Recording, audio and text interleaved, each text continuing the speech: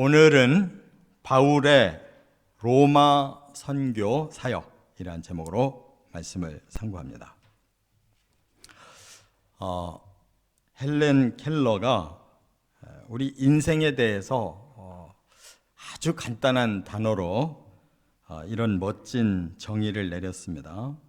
영어로 이렇게 말을 했어요. Life is either a darling adventure or nothing. 여기 either or라고 하는 이 용법을 가지고 darling adventure, 과감한 모험을 하든지 아니면 nothing, 아무것도 없다. 우리 인생은 어차피 한 번 태어나서 가는 것이기 때문에 과감한 모험을 하는 인생을 살든지, 그것이 아니면 아무것도 없는 그런 인생을 사는 길밖에 없다, 이렇게 말을 한 거예요. 저는 사도 바울의 이 사도행전 말씀을 이제 거의 끝을 내면서 바울의 인생에 대해서 돌아보게 됩니다. 이제 결승전에 골인하고 있는 이 바울의 모습을 볼 때 그의 생애는 그야말로 과감한 모험의 생애를 살았다, 이렇게 볼 수가 있습니다. 그가 드디어 로마에 입성을 합니다. 이것은 아주 대단히 중요한 일인데, 하나님께서 이스라엘이라고 하는 선민을 아브라함부터 시작하셔서 그들에게 하나님의 진리를 주시고 또 하나님의 공동체의 구원의 모형을 보여주시고 또 하나님의 선지자, 하나님의 구원자 메시아를 선민을 통해 보내주셨습니다.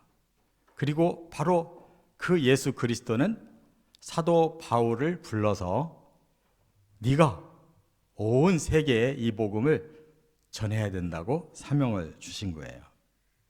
그래서 사도 바울은 바로 세계 최초의 선교사가 되어 드디어 세계의 수도인 로마에 그가 입성을 하는 것이기 때문에 우리 이방인들의 입장에서 볼 때는 이거야말로 아주 놀라운 대사건에 진입하는 것이다 라는 것을 깨닫게 됩니다.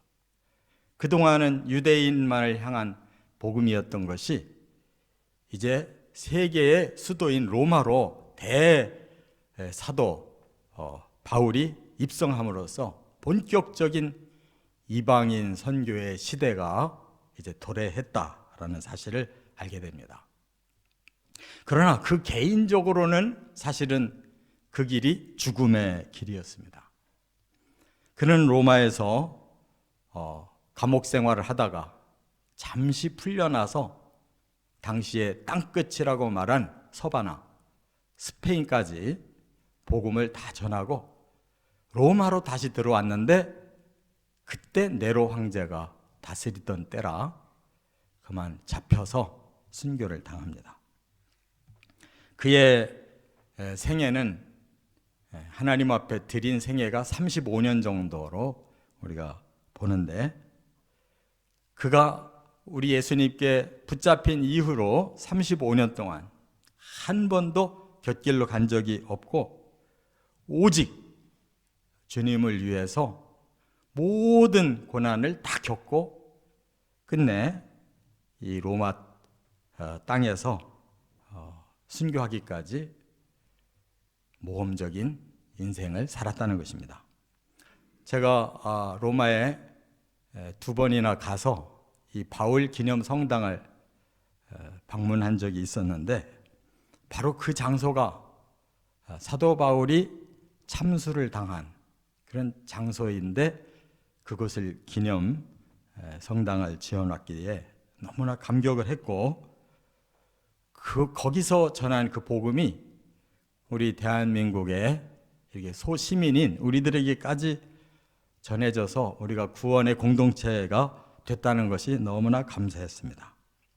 이제 오늘은 28장 마지막 장, 이제 한 번 말씀을 남겨놓은 거의 끝부분인데, 여기까지 사도 바울을 하나님이 복음을 전하게 하시기까지의 그 과정, 그에게는 어떻게 주님이 역사해 주셨던가 하는 것을 세 가지로 살펴보고, 바로 그 사명과 과제가 우리들에게도 그대로 주어져 있다는 것, 바울 이후에 또 다른 제자들을 통해서 오늘 우리들에게까지 바로 그 사명은 이어져 온 줄로 믿습니다.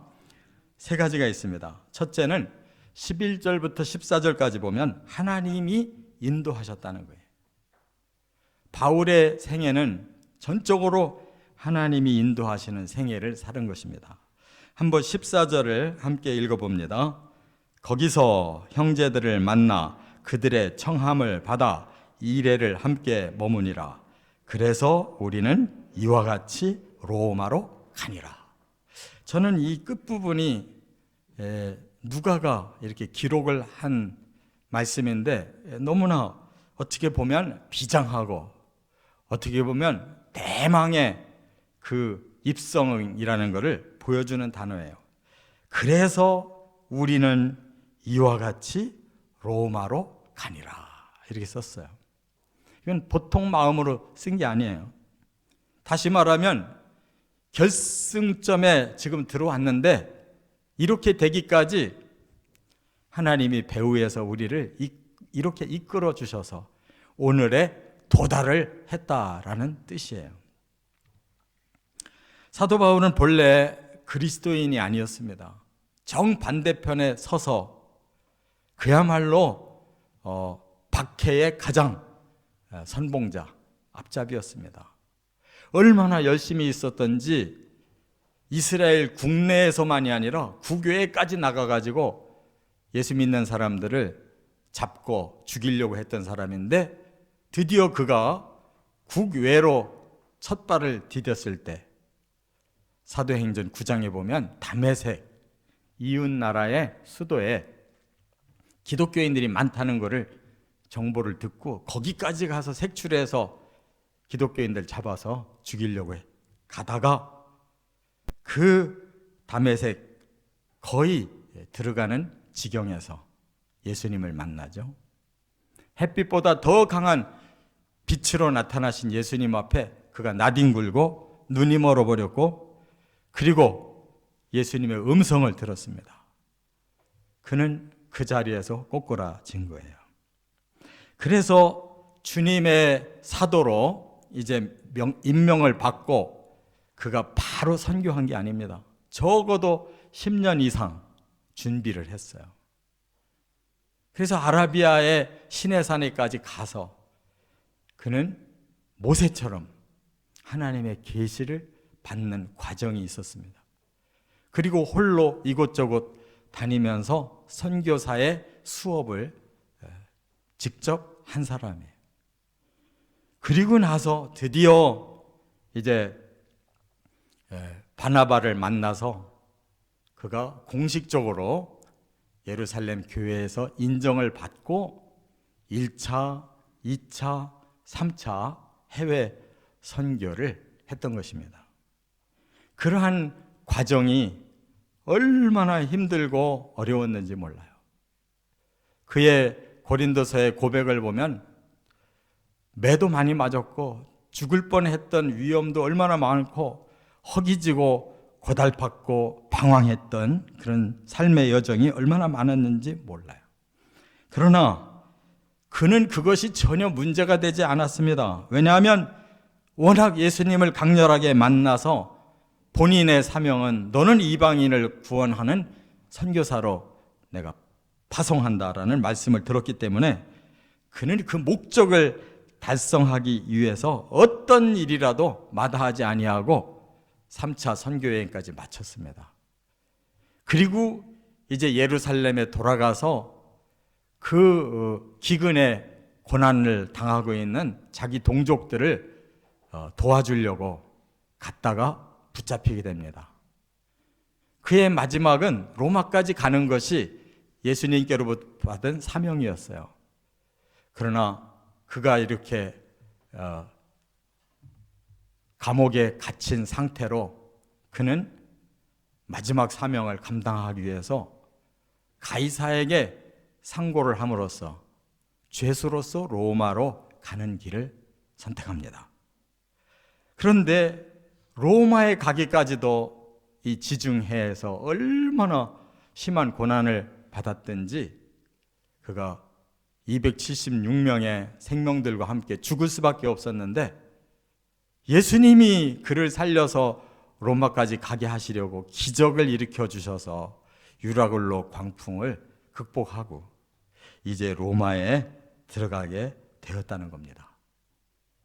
그의 전 생애뿐만 아니라 참으로 우리가 성경 전체를 이미 읽고 아는 바에 따라서 본다 할지라도 이건 너무너무 엄청난 그런 로마 입성이라는 것을 깨닫게 됩니다.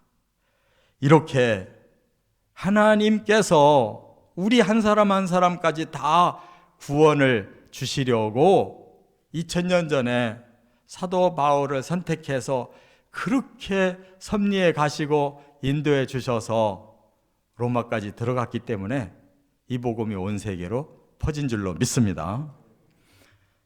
바울은 2000년 전에 35년 동안 이 사명을 감당하고 마지막 순교까지 함으로 하나님 앞에 충성을 다했고 이제 그 복음은 오늘 우리들에게까지 왔습니다. 과연 하나님은 우리를 어떻게 인도하기를 원하실까 깨달아야 됩니다. 예수님이 이미 말씀하셨어요. 요한복음 14장 16절에 내가 아버지께 구하겠으니 그가 또 다른 보혜사를 너희에게 주사 영원토록 너희와 함께 있게 하리니. 예수님이 하늘로 오르신 이후에는 바로 하나님의 영으로 다시 오신다는 거예요. 그래서 너희와 함께 할 보혜사의 도우심을 줄 거다. 어떤 도우심을 주느냐? 17절에 보니까 그는 진리의 영이라 세상은 능히 그를 받지 못하나니 이는 그를 보지도 못하고 알지도 못함이라. 세상이 모르는 놀라운 진리의 비밀을 바로 그 성령께서 우리에게 주실 것인데 그러나 너희는 그를 아나니 그는 너희와 함께 거하시며 또 너희 속에 계시겠습니다.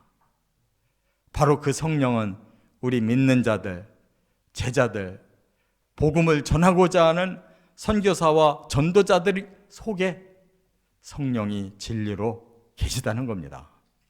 그러므로 18절에 예수님은 한 가지 더 놀라운 약속을 주셨는데 내가 너희를 고아와 같이 버려두지 아니하고 너희에게로 오리라 이렇게 말씀했어요. 이제 성령께서 우리를 사용하시는 그 모든 그 역사가 끝을 맺을 때 우리를 이 땅에 그냥 고아처럼 버려두는 게 아니다.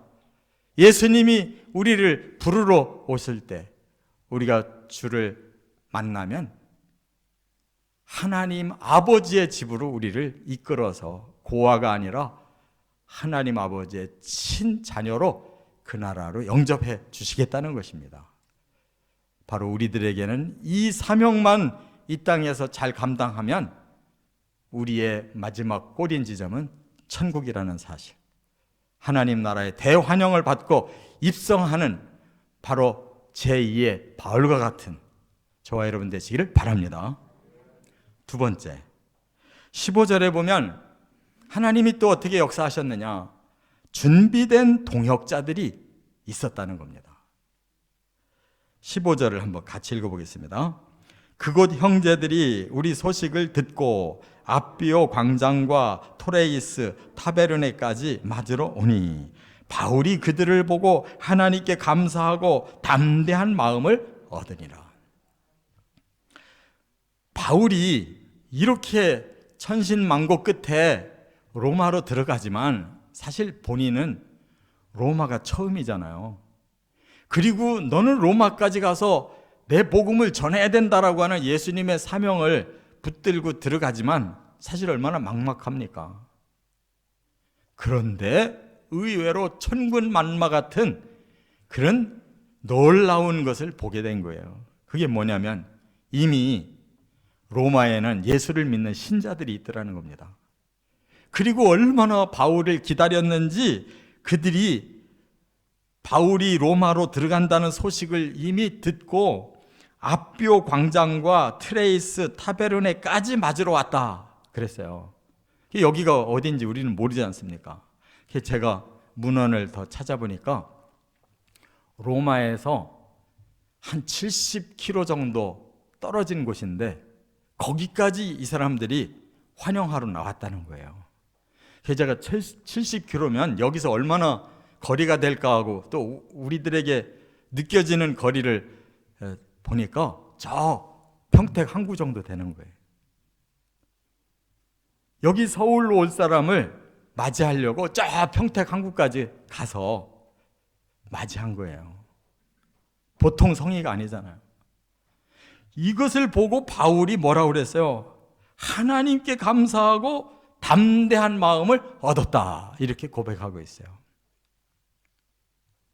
바울이 자기의 영광을 드러내러 들어가는 게 아니라 지금 하나님의 그 복음을 이제 짊어지고 처음으로 로마로 들어가는 과정인데, 이렇게 동역자들을 이미 다 예비해 주시고 그들의 대환영을 받으면서 로마로 들어가게 됐다는 것이 바울에게는 얼마나 큰 기쁨이겠어요. 하나님께 얼마나 감사했겠어요. 마음에 얼마나 담대함이 생겼겠어요. 바로 이것이 우리 믿음의 공동체의 모습이 되어야 될 줄 믿습니다.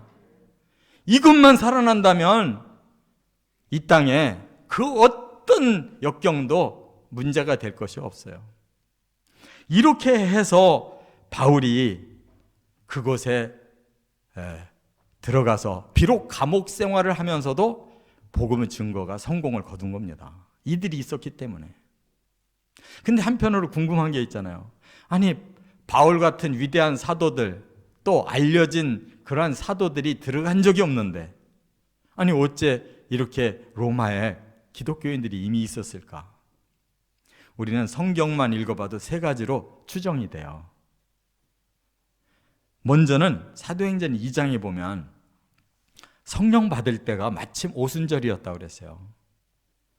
그래서 오전 9시에 성령이 강하게 임하니까 막 제자들이 막 놀라운 큰 소리를 외국어로 막 발하면서 하나님 말씀과 복음을 전한 거예요. 그때 거기에 해외에서 교포들이 많이 오순절 지키려고 왔는데 적어도 15개국 이상의 지역에서 왔는데 거기 보면 2장 10절에 이런 말씀도 있어요. 로마로부터 온 나그네 곧 유대인과 유대교에 들어온 사람들이 있었다고. 놀라운 일 아니겠어요? 바로 처음으로 성령께서 복음을 제자들을 통해 증거하시는 그 현장에 바로 로마에서 유대인들이 왔고 또 이방 로마 사람이 유대교를 믿는 사람들까지 거기 왔다는 거예요. 놀라운 일이잖아요. 이렇게 하나님이 예비를 해주셨어요. 그 사람들이 그날 3,000명 중에 아마 들어갔을 겁니다. 예수 믿었을 거예요. 돌아가서 뭐 했겠어요?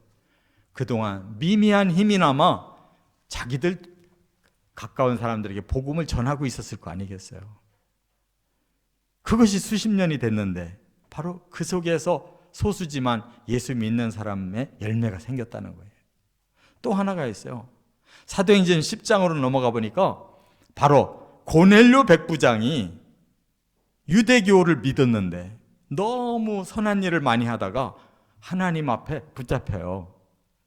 그래서 환상을 보여주신 거예요. 너는 저 요바로 가서 베드로라는 사람을 불러와라. 그래서 종들을 시켜서 베드로에게 또 환상을 보여줘서 가라고 해서 그래서 그날 그 집에 모였는데 많은 동료들이 다 온 거예요. 거기서 복음을 전하니까 성령까지 임하신 거예요. 그 고넬료 백부장이 언제까지나 이스라엘을 산 거 아니지 않습니까? 파송받은 사람이니까 자기 집으로 로마로 돌아갔을 거 아니에요. 거기서 그 사람이 뜨거운 마음 가지고 복음 전하지 않았겠냐 말이에요. 또 하나 추정되는 게 있어요.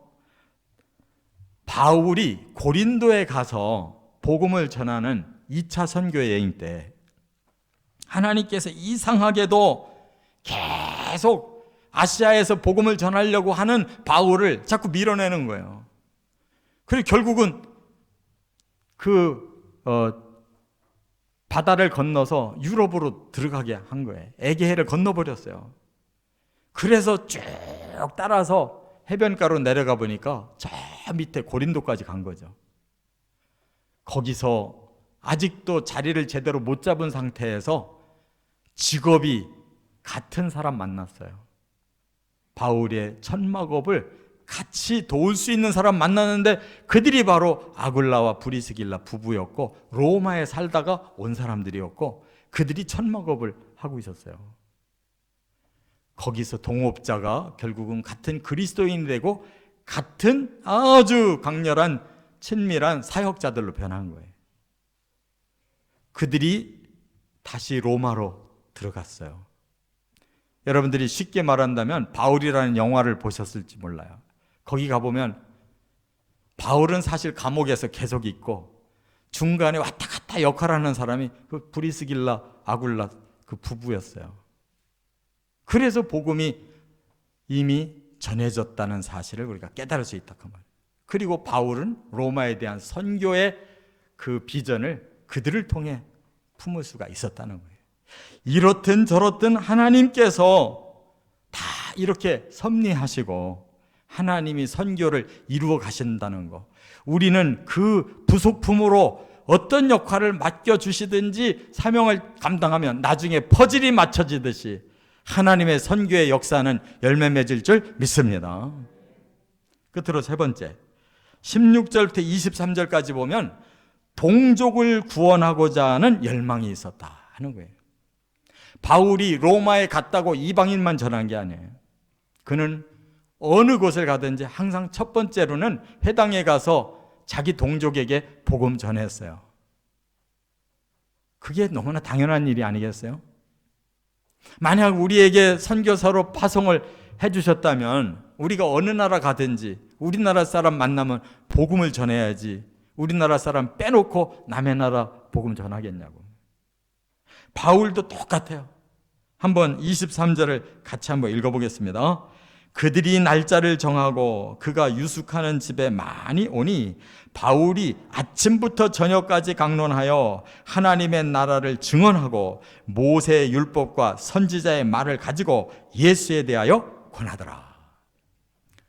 바울이 로마에 가자마자 감옥에 들어갑니다. 그러나 그는 소위 말하면 사상범이기 때문에 그렇게 제어를 당하지 않았어요. 그래서 좀 자유롭게 이렇게 사람들을 만나게 해줬다고요. 그러니까 제일 먼저 일을 한 것이 거기에 살고 있는 유대인 동족들의 그 대표자들을 만난 거예요. 그래서 자기를 해명합니다. 당신들이 혹시 나에 대해서 오해를 할까 싶어서 내가 말하는데 나는 유대교인으로서 하나도 어긋난 일을 하고 살은 적이 없습니다. 나는 하나님 믿고 성경 믿고 나는 유대인으로서 살고 있는 사람입니다. 그러면서 바로 하나님께서 나에게 이 말씀 속에서 우리에게 구원자를 보냈다는 것을 내가 알았기에 그거를 전했는데 사람들이 이해를 못하고 이렇게 나를 박해해서 내가 재판받게 됐기 때문에 할 수 없이 가이사에게 상소해서 온 겁니다 하니까 그들도 구체적으로는 모르지만 당신에 대해서 무슨 말을 조금 듣긴 들었는데 우리도 궁금했습니다 하면서 듣고 싶다는 거예요. 그래서 바울이 그러면 날짜를 정하고 제가 여러분들에게 꼭 해드리고 싶은 말씀을 전하겠습니다. 그래가지고 모였는데 여기 보니까 아침부터 저녁까지래요. 우리는 30분 설교 듣는 것도 힘들어서 졸고 몸이 비틀거리는데 그들은 아침부터 저녁까지 강론을 들었다는 거예요. 그러니까 유대교인들이라고 우리가 함부로 없이 여기면 안 돼요. 그들도 하나님 잘 믿는 사람이고 구약 성경을 딸딸딸딸 잘 아는 사람이에요. 다만 하나님이 새롭게 완전하게 주신 복음을 아직 모르기 때문에 그 열정을 바울이 가지고 그들에게 아침부터 저녁까지 가르쳐 준 거예요. 강론이라고 하는 것은 우리가 이 흔히 쓰는 이 한자로는 익힐깡 말할 논이에요. 계속 말로 가르쳐서 익혀준다는 뜻인데 원어는 그 정도가 아니에요. 여기 보면 에크티데미라고 그래요. 에크라는 말은 뭐뭐로부터, 티데미는 끌어낸다는 거예요. 그러니까 성경 속에서 그 복음이라고 하는 핵심을 끌어내서 가르쳐주는 게 그게 강론이라는 거예요. 설교도 마찬가지예요. 이 자리에서 세상 얘기를 아무리 많이 해도 그건 하나님 말씀이 아니에요. 여기서 성경에 들어있던 그 계시의 말씀을 핵심을 끄집어내서 끌어내놔야 그게 설교인 줄 믿습니다. 세상에서 너무너무 많은 말들을 듣고 있는데 왜 교회까지 와서 세상 말을 들어야 되겠어요? 여기서는 사도 바울이 구약 성경을 두 단어로 요약했잖아요. 모세와 선지자의 글이라고 그랬어요. 모세 오경과 나머지의 모든 말씀은 선지자들을 통해 주신 말씀이에요. 모세의 말씀, 선지자들의 말씀이 구약 성경이라고요. 그 속에 하나님이 계시하신 복음, 그걸 그대로 핵심을 뽑아서 가르쳐준 것이 하루 아침부터 저녁까지만 가르쳐줘도 그 복음으로 얼마든지 구원받을 수 있다 그 말이에요. 할렐루야. 이 정도 열정만 있으면 다 구원받을 수 있는데 그것마저도 없기 때문에 사람들이 1시간 듣기도 힘든 거예요. 그래서 이 복음을 그들에게 종일 가르쳐 준 겁니다. 그러고 결론적인 단어가 뭐냐? 하나님 나라를 증언했다 그랬어요. 복음의 최종 목표는 뭐냐? 하나님 나라라는 거예요. 당신들을 이제 이 땅의 사람으로가 아니라 하나님 나라의 백성으로 하나님이 들이시려고 하신다. 우리에게 그걸 이미 보여주셨고 이 사실에 대해서 내가 경험을 말해주는 것이다. 이게 증언이에요. 얼마나 명쾌해요. 복음은 얼마나 명쾌하냐고요. 그러나 얼마나 깊은 것이냐고요. 그리고 마지막에 권면했다는 거예요. 권면. 이 권면의 원어는 페이도라는 말은 설득한다는 말이에요. 그러니 믿으십시오. 믿으시고 구원 받으십시오라고 권면했다는 거예요. 할렐루야. 이게 하나님의 말씀이라는 거예요. 이것을 사도 바울은 자기 동족이기 때문에 얼마나 그들을 구원하고 싶은지 로마서 9장부터 11장까지 보면 그러잖아요. 이들이 하나님의 말씀을 내버렸지만 그러나 가능하다면 내가 저주를 대신 받아서라도 이들을 구원하고 싶다고 말한 것이 바울의 마음이에요.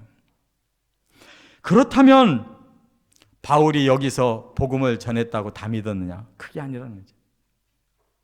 여기 24절 보면 믿는 자도 있었고 안 믿는 자들도 있었다 그랬어요.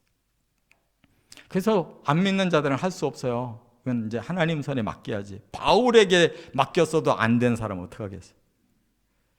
우리도 여기에서 깨달아야 될 결론은 바울의 열정이 필요합니다.